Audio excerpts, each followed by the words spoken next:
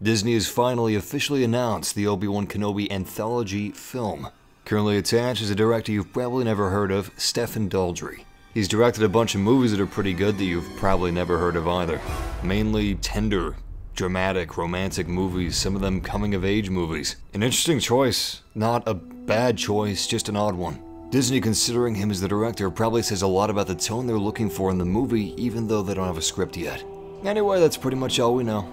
I could go on and on about speculation and theories and how this could be a coming-of-age Obi-Wan film where he's about 8 years old, wanting to be a Jedi and trying to do the right thing on his home planet. God, I hope not. But we pretty much know what this is going to be. It's most likely not going to be Obi-Wan in the Episode 2, Episode 3 era. It's going to be between Episode 3 and 4. It's going to be Obi-Wan Logan, basically. Old Man Ben. Pretty badass. And almost assuredly, it's going to have Ewan McGregor in it. As it should. So, what I'm more interested about is how long it's taken them to talk about this movie. They talked about and announced a Boba Fett movie before Obi-Wan.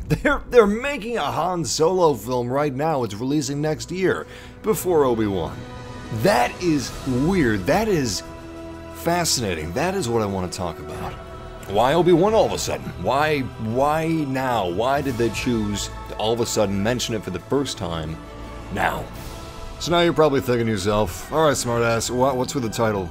How the hell do you know that this is the next Star Wars movie when Disney hadn't said crap? They don't have a script, they haven't announced the cast! Alright, let's get into it. Disney doesn't know what they want to do or where they want to take Star Wars.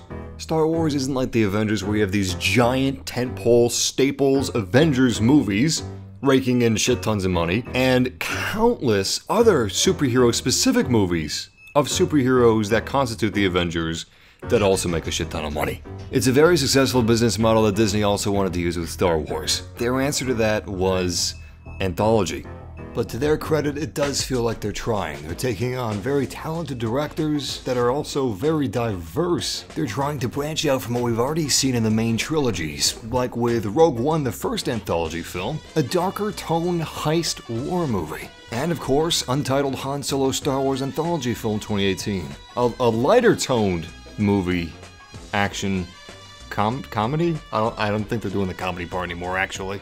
My point is, Disney is trying to find new ground in the Star Wars universe that we haven't tread 1,000 times before. But actually, the concept of Rogue One existed before Disney thought of anthology films. It existed before Disney bought Star Wars. The person who came up with the idea for Rogue One was John Knoll, a visual effects supervisor and chief creative officer at Industrial Light and Magic, and also one of the creators of Photoshop. Knoll originally developed the concept for Rogue One: A Star Wars Story somewhere in the mid-2000s, in the hopes that it could become an episode of the live-action cancelled Star Wars Underworld television series. After Disney bought the rights to Star Wars, John Knoll pitched his idea of Rogue One to Kathleen Kennedy. She liked it. A simple idea, but a big idea. The perfect start to Disney's Star Wars anthology film series, or so it seemed.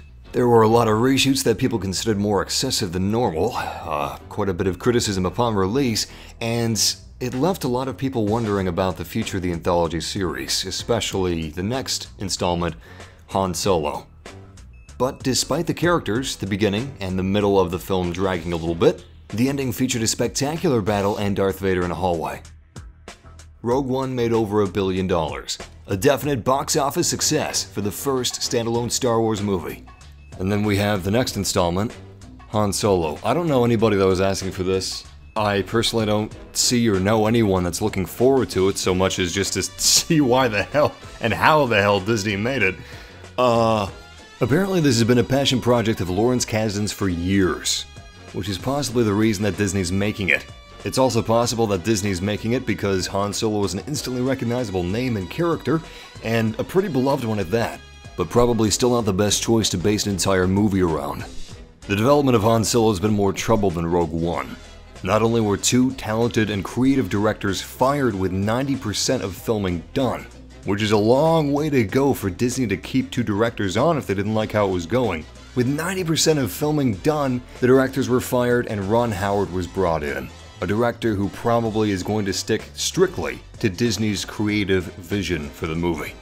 Additionally, around the time of the 90% mark, they fired an editor and brought on an acting coach for Alden Ehrenreich, the actor playing Han Solo. Now, it seems to me that Disney wouldn't have done any of those things if filming was going well. So if filming isn't going well, I can't imagine what the reception of Han Solo is going to be compared to Rogue One's problems before release, which were extended reshoots. If Rogue One's reception ranged from okay to fine, and Han Solo's reception ranges from bad to okay, then that's not good.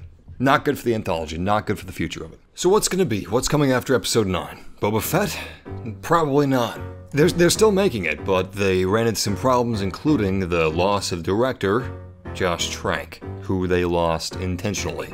Apparently, they're also developing a Yoda standalone anthology film. That's probably not coming for a while, maybe ever. Anyway, the anthology series needs a knockout. It needs a hit, both critically and financially, something that is going to be an absolute backbone of the anthology series. They need a safe option, a can't miss. Something that would be interesting to watch and that everybody wants to see. Which obviously is Kenobi, which is a great choice. People have been asking for this. People love the character. People thought that Ewan McGregor was one of the best parts of the prequel trilogy, and that's because he's a damn fine actor. And what better way to restore the anthology series than with a damn fine actor and a damn fine character? A genuinely good idea. A safe idea. A business idea.